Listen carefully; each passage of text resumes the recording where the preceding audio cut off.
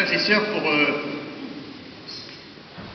commenter cet évangile, je vous raconte une parabole, la parabole de la poule. Vous savez que la poule n'est pas un animal très intelligent, et puis une poule qui couve un œuf n'en est pas plus fine.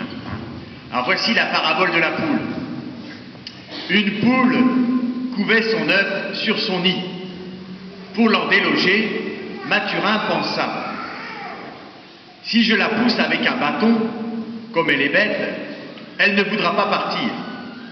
Je devrais lui donner des coups et elle en mourra. Mauvaise méthode, pensa-t-il. Mathurin, qui aimait sa poule, réfléchit. Ma pauvre poule est bête. Je sais ce que je vais faire.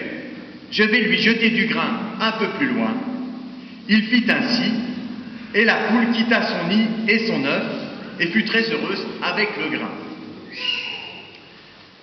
Voilà une parabole que Jésus n'a jamais racontée, c'est dans l'Évangile selon saint Augustin, ça n'a rien à voir. Oui, le carême, le temps dans lequel nous sommes, c'est un temps pour nous déplacer, un temps pour retrouver notre juste place. Alors nous déplacer selon la bonne méthode, bien sûr. Alors je vous rappelle qu'au début, Adam et Ève avaient été mis dans le paradis et qu'ils étaient très heureux. C'était leur juste place. Ils étaient faits pour ça. Mais ils y ont fait tellement de catastrophes que le Seigneur est obligé de les chasser du paradis pour protéger son paradis. Mais notre place, frères et sœurs, notre destinée, notre vocation, c'est le ciel. On est fait pour Dieu, on est fait pour le paradis, on est fait pour l'amour et on est fait pour l'éternité. Alors c'est la vérité, mais étrangement et très étonnamment, nous qui sommes sur terre, je dirais un peu chassés du paradis, nous nous y plaisons beaucoup. Malgré les cancers, la guerre, la pauvreté et les disputes. Nous nous y plaisons beaucoup, et j'en veux pour preuve que quand je pose la question à l'Assemblée, qui parmi vous veut aller au paradis tout de suite maintenant? Toc. Là où il n'y a plus ni cancer, ni guerre, ni famine, ni dispute, ni pauvreté, quand je pose la question, il y a peu de gens qui lèvent la main en général. Alors que je croyais que justement, c'est ce que nous voulions tous, aller au paradis. On peut le chanter même. Nous irons tous au paradis. Mais en fait, peu de gens lèvent la main, et je dirais c'est là qu'il y a un gros problème, au moins un gros problème logique, mais en fait c'est aussi un problème de foi. Un problème de foi. Pour le dire simplement, le bon Dieu nous a fait pour le paradis, mais nous préférons vivre sur terre, et même le plus longtemps possible. Je dirais, nous ne sommes pas plus fins qu'une poule. Et le bon Dieu voudrait bien nous faire bouger un peu. Alors pour Pierre, Jacques et Jean, pour qu'ils bougent, il va utiliser la bonne méthode, il va les attirer, il va leur montrer son visage. Et c'est la transfiguration que saint Matthieu vient de nous raconter. Et Pierre ne s'y trompe pas. En voyant Jésus, il dit « Il est bon que nous soyons ici ». Dieu leur montre d'une certaine manière le paradis auquel ils sont destinés. Alors, frères et sœurs, nous sommes tous faits pour l'amour.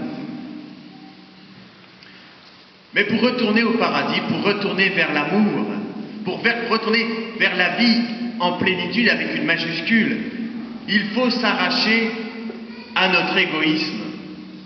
Et cet arrachement est tout à fait réel. Saint Paul, dans la lettre que nous avons lue tout à l'heure, l'évoque. Il dit à son disciple Timothée: « Prends ta part de souffrance sur le chemin de l'Évangile. » Mais encore plus dans le livre de la Genèse, quand Dieu s'adresse à Abraham, le premier croyant, nous mesurons tout l'arrachement qui lui est demandé. Dieu dit à Abraham: « Quitte ton pays, ta parenté et la maison de ton père. » C'est énorme ce qui est demandé à Abraham. Et lui dit: « Et va vers le pays que je te montrerai. » Et là, c'est le retour vers Dieu. C'est le pays de l'amour. Alors je dirais, c'est encore plus énorme, évidemment, ce que Dieu promet à Abraham. C'est ce que tous les chrétiens veulent en vérité. Notre chemin, frères et sœurs, c'est le carême, c'est la prière, la pénitence et le partage. C'est les 3 P du carême. Alors je conclus avec 2 remarques. Premièrement, c'est la foi qui permet à Abraham de se mettre en route. Il fait confiance à la promesse de Dieu.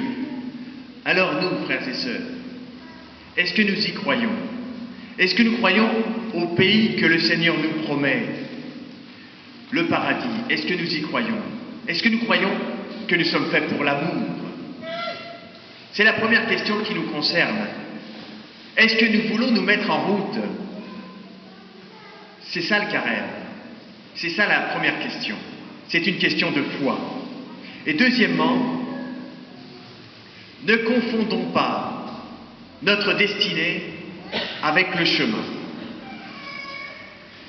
Notre destination n'est pas notre chemin.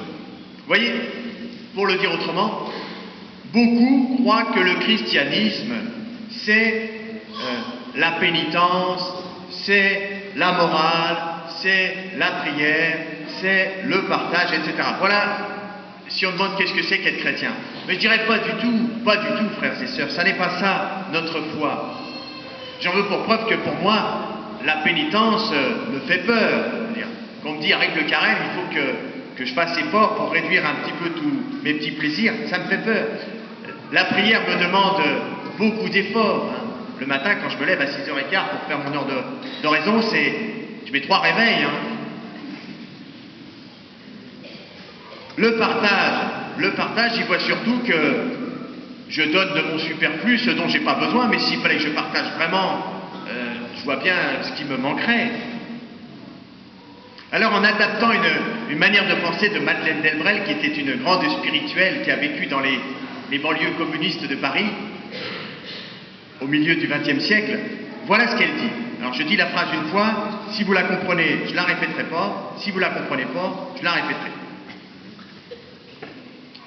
La pénitence, la prière et le partage ne sont pas intéressants.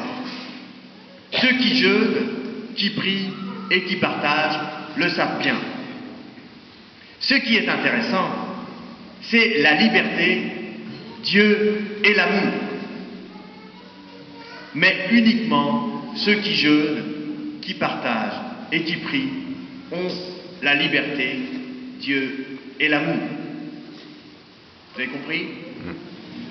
Je ne répète pas. Seigneur, montre-nous ton visage, que nous courions vers toi. Amen.